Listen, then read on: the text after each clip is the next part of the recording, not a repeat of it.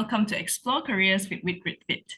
I'm Evelyn, your host for today, and together with me is Lisa, an artist and a certified art therapist. Hello, Lisa. Thanks for Hi, joining us Evelyn. today. Thanks so much for having me. I'm And excited to be here. yeah, it's so good to have you. Lisa, can you tell us a bit about your life as an artist? Okay, so I'm actually a full-time artist based in Bangsa, Malaysia. And on top of that, I also teach art part-time to encourage teenagers and adults to pick up art as a hobby, as well as also to encourage them to use art as a form of therapy and healing. Wow. And on top of that, I'm also a certified art therapist. It's called a guided drawing for healing trauma as well as past negative experiences. So it's actually a deep healing of the subconscious level to enhance the client's lives. So on a day-to-day basis, I juggle between my art as well as being a mom. Yeah, I actually have two teenagers. One's already studying in England, and I have to juggle between managing my son as well as my career. Can you tell us a bit about what you do during your art therapy sessions and how do you guide them? Oh, okay. So this therapy is actually done interestingly with both hands as well as the eyes closed. So the purpose of Wow. this, yeah. So it's actually drawing very basic shapes using both hands. So it's bilateral.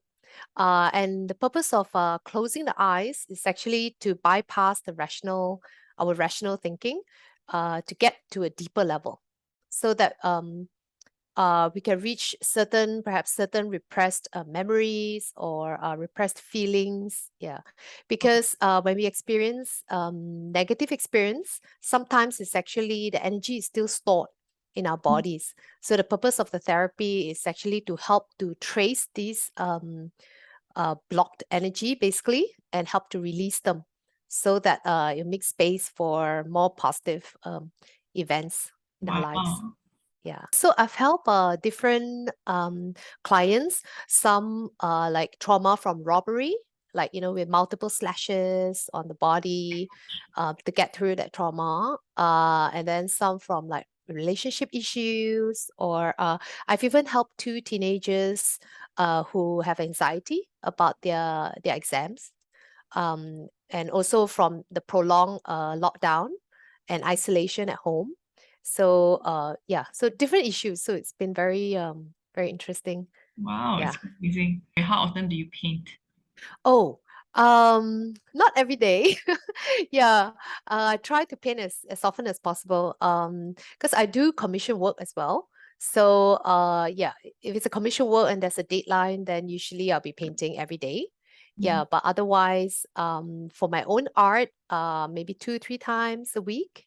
Yeah. So it's like juggling between painting as well as also going out to network and also to market my work online. So it's yeah. Where would you say your inspiration comes from? Oh, you mean for my art? Yes. Okay. Yeah. So as you can see behind me is one of my oil paintings, yeah, of the Sekinchan paddy fields. For those of you who are not familiar, Sekinchan is actually a very popular um short getaway for people from Kuala Lumpur. It's only about 1.5 hour drive. So it's very beautiful place because there are like fields and fields of paddy. And throughout the year, if you go at different seasons, you'll see it green paddy or you'll see like yellow blooming paddy. Yeah, so a lot of my inspiration comes from nature actually. For example, like the paddy fields, or because I do a lot of hiking as well as nature walks and all that. So I also paint a lot of like mountains, plants, scenery, basically waterfalls. Yeah, Wow. and also when I travel. Cool. Can you tell us what you enjoy about the work that you do? Uh okay. Well, I've always enjoyed art since I was young. I think maybe because I come from a very typical strict Asian upbringing, where it's very academic and there are a lot of rules, we must do this, we must succeed, we must achieve. So I think art is like a sort of like an outlet to express myself, because in art, there's no right or wrong. It's a way to express my creativity, as well as to go beyond our limits, basically. Yeah, because there's no limit to what we want to do in art. Yeah. Tell us a little bit about your advocacy for, teaching art to teenagers and adults. Working as well as retired adults. Their last experience of art was actually in high school, maybe when they're 14. And if they're not in the art field, usually they have not touched art since 14. Yeah. And many of them, their last impression of art is that they can't paint. Yeah, so I do agree with that, because I really feel that everybody has an inner artist in us. It's just that perhaps we didn't give it a chance to shine. Yeah, so my art class is a chance for people to either rediscover the joy of art or to discover what art can do for them. So yeah, it brings me great joy when my students they come, and then at first they are like not confident. They say, I can't paint at all and all that, I can't draw, I failed in school. But then yet, after 2 hours, yeah, they come up with something they're really proud of and they're really surprised, and yeah, they come back for more. So that, yeah, that's my mission, actually, to encourage people to actually pick up art as something they can do for themselves. Yeah. Cool.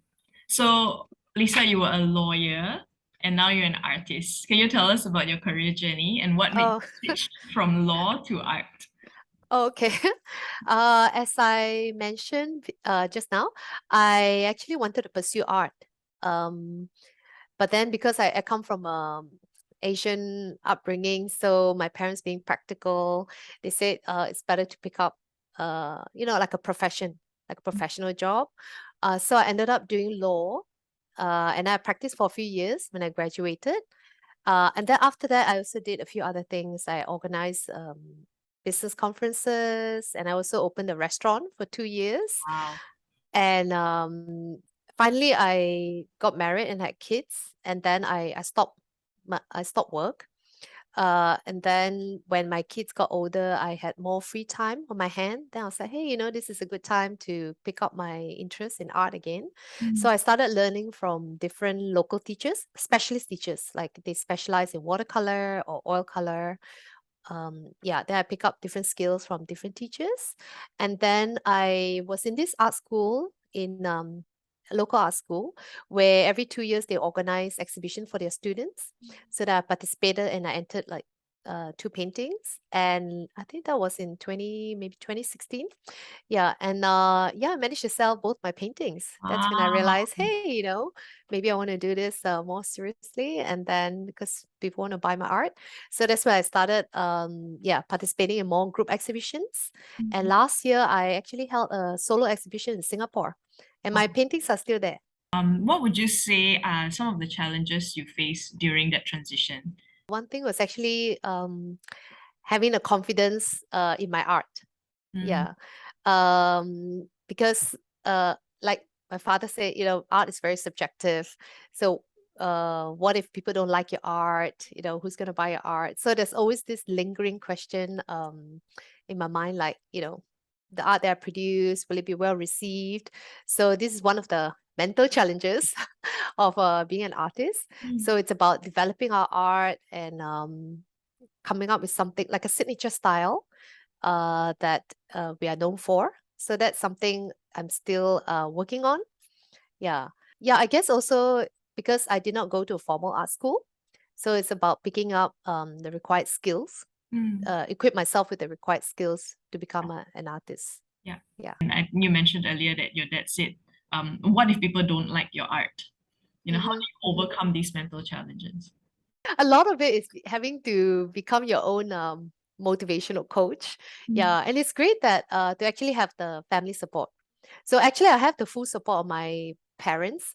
after that, when I started pursuing art for a couple of years, I remember once I was in my garden with my dad, and he's someone who is very quiet throughout his life, and he suddenly turned to me and he said that, I'm glad that you're actually pursuing your passion now in art. Perhaps we should have let you do that from the start. Oh, Yeah, so I was really touched when he said that. Yeah, to have the support of your family and friends in times where you need extra motivation. mm, Yeah. And also I think it's about putting yourself out there.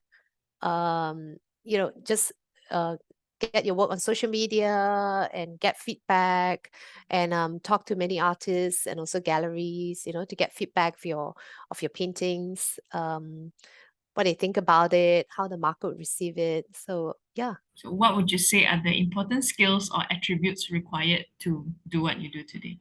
Being a full-time artist is actually pretty much a career, like in fact it's more like a business owner or entrepreneur actually, because not only do we just paint all day, we also have to do the networking part.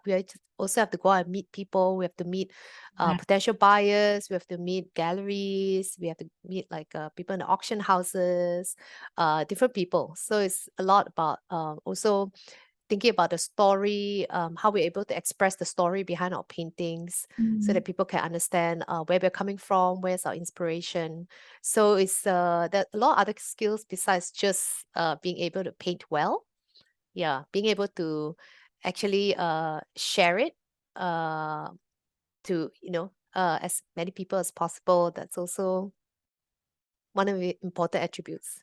yeah, Yeah. I think a lot of people think that, oh, because I was born with this talent and I just paint whatever I like and people would buy it, but there's so many other things that, contributes to being a successful artist, like being able to network, being able to sell yourself, being able to paint according to, whatever your clients commission.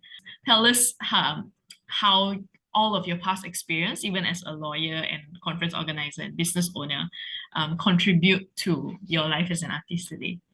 Ah, okay. Being a lawyer, there's a lot of reading and research involved actually. A lot of people have the impression that being a lawyer is just about being able to speak well, being able to debate well. But actually, to become a lawyer, there's a lot of back end work to be done, like reading and research. So this helps actually in my next career, which was a conference organizer, because to organize successful conferences, we need to know what the market wants to hear.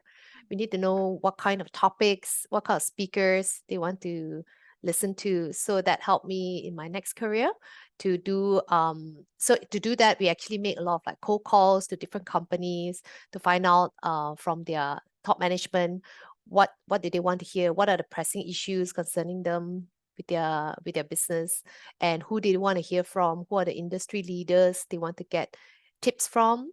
So, and from there, the research that we do, that's when we actually organize the conference, the necessary conference. What's important is to actually learn from every experience that we have and apply in the next career. Yeah. Mhm. So all this also prepared me to speak to a lot of different people Yeah, to find out what's happening in the art world, what's necessary, and also networking. Yeah, helping networking with other people. yeah. Yeah. Finally, what is a word of advice that you would give to those who would like to pursue a career in art? Do a lot of reading about art history, about how art has developed over the years. Find out about the old masters in art, and also how the art world is now. For example, social media has really changed the way our artists, because now artists are able to deal directly with the buyers, deal directly with the market, being able to present our work directly instead of having to go through galleries. Mm, So it's also a different form of getting exposure for our art. yeah, Yeah, so I guess it's also changing with the technology, yeah, technology and what's happening in the world right now. I found also that being adaptable is good because I for me I have a natural curiosity for knowledge. That's why I like to try like different experiences, different so every career has been interesting for me, and being able to adapt quickly to different changes, different careers, different environments. I think that's a very important attribute, as well as resilience and perseverance. Because life, there's always ups and downs. Yeah. So it's about being able to continue to be creative in ways to persevere. Yeah. I think in everything, not just in art, taking the first step is the most important actually. Because if we take this first step, there's a 50-50 chance. But if we don't even take the first step, then it's a zero chance. Yeah. So it's good to, just be brave and put yourself out there. Yeah. Yeah. Well, thank you so much, Lisa, for sharing your career journey with us today. I hope that so many more adults and students are inspired to also pursue art as their career and even also just use it as an outlet to express their creativity. Thank you, Lisa, and thank you everyone for tuning in. Goodbye. Thank you. Thanks so much, Evelyn. Bye.